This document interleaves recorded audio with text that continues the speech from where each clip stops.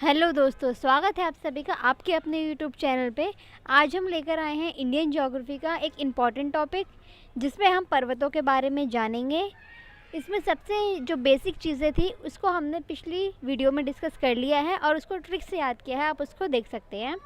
इसके बाद आज हम मेन जो हमारा टॉपिक है हिमालय पर्वत, उसको पूरा डिस्कस करेंगे, जिसमें उसके प्रकार, कौन कौन से चोटियाँ हैं जो इम्पॉर्टेंट है और एग्ज़ाम में पूछी जाती हैं, और कौन कौन से फैक्ट्स हैं जो हमारे लिए इम्पॉर्टेंट हैं। तो चलिए शुरू करते हैं भारत के पर्वत, नया टॉपिक।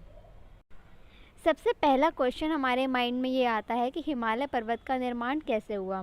तो दोस्तों, भूवैज्ञानिक ऐसा मानते हैं कि जहाँ आज हिमालय पर्वत स्थित है वहाँ पे पहले टेथिस सागर हुआ करता था। उस टेथिस सागर के अवसाद के कारण ही हिमालय पर्वत का निर्माण हो पाया है, और इसका सिद्धांत है प्लेट विवर्तनिकी सिद्धांत। तो चलिए अभी हमें ये जान लिया कि इसका निर्माण कैसे हुआ और इसका सिद्धांत कौन सा है। अब अगर हमें हिमालय को समझना है तो हमें इसको दो भाग में बांटना होगा, तब हम इसको अच्छे से समझ पाएंगे। सबसे पहले उत्तरी पर्वत श्रृंखला के पर्वत, और सेकंड पार्ट में मध्य और दक्षिण भारत की जो श्रृंखला है उसके अंदर हम हिमालय पर्वत को समझेंगे। तो सबसे पहले अब शुरू कर रहे हैं उत्तरी पर्वत श्रृंखला। तो दोस्तों, उत्तरी पर्वत श्रृंखलाओं को समझने के हमारे पास दो आधार हैं।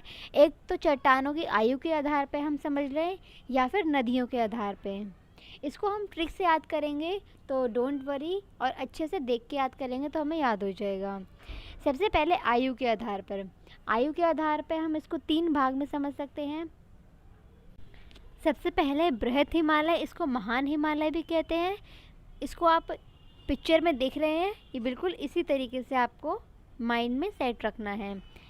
नेक्स्ट आता है लघु हिमालय, या इसको मध्य हिमालय भी कहते हैं, क्योंकि बीच में है ये, तो हम इसको मध्य हिमालय कहते हैं।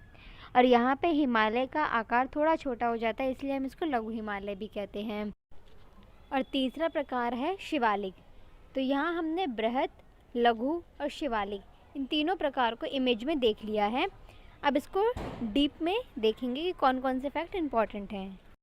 बृहत हिमालय में पूछा जा सकता है कि इसकी एवरेज ऊंचाई कितनी है। तो इसकी औसत ऊंचाई 6100 मीटर है। क्वेश्चन अगर ऐसे पूछा जाए कि सबसे पुरानी कौन सी पर्वत श्रृंखला है, तो बृहत हिमालय ही सबसे प्राचीन है। और साथ ही इसका निर्माण कब हुआ, तो आंसर होगा 25 से 40 मिलियन वर्ष पूर्व बृहत हिमालय का निर्माण हुआ था।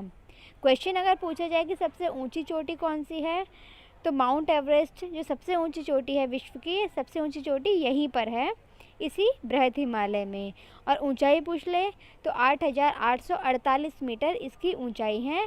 और कहाँ पे स्थित है, ये नेपाल में स्थित है। और वहाँ इसका नाम क्या है, तो वहाँ इसको सागर माथा भी बोलते हैं। तो यहाँ बृहत हिमालय से जो मेन इम्पॉर्टेंट फैक्ट हैं वो हमने कवर कर लिए हैं। नेक्स्ट है लघु हिमालय। तो शिवालिक और महान हिमालय के जो बीच की पर्वत श्रृंखला है उसे हम लघु हिमालय या मध्य हिमालय कहते हैं। और इसके बाद हमारा इम्पॉर्टेंट है शिवालिक। ये हिमालय की सबसे बाह्य पर्वत श्रृंखला है। ये हिमालय के दक्षिण में स्थित है और सबसे नवीनतम श्रेणी है, और इसका निर्माण 2 से 5 मिलियन वर्ष पहले हुआ था। तो यही इससे इम्पॉर्टेंट फैक्ट है जो हमें याद रखना है। तो ये हम अभी बेसिक कर रहे हैं। इसके बाद हमें इनकी जो कुछ इंपॉर्टेंट चोटियां हैं जो एग्ज़ाम में पूछी जाती हैं, और इसके अलावा फैक्ट हैं, वो भी हमें कवर करना है। लेकिन सबसे पहले हमें कुछ बेसिक जानना ज़रूरी है, उसके बाद ही हम डीप समझेंगे तो उसको याद रख पाएंगे। तो शिवालिक से इम्पॉर्टेंट फैक्ट ये हमने जान लिया। तो यहाँ हमने आयु के आधार पर हिमालय को समझ लिया। दोस्तों, इसके बाद क्या हुआ कि भूवैज्ञानिकों को ऐसा लगने लगा कि जो हम हिमालय को समझ रहे हैं वो प्रकार ठीक नहीं है, क्योंकि सबसे पहले हमने इसकी बाह्य पर्वत श्रृंखला को उठा दिया, उसके बाद मध्य को उठा रहे हैं, उसके बाद शिवालिक को उठा रहे हैं। इसके लिए हिमालय का विभाजन एक अलग तरीके से किया गया, जिसको हम नेक्स्ट वीडियो में समझेंगे, और इसको भी हम अच्छे से ट्रिक से याद करेंगे ताकि आप इसको अच्छे से याद कर सकें।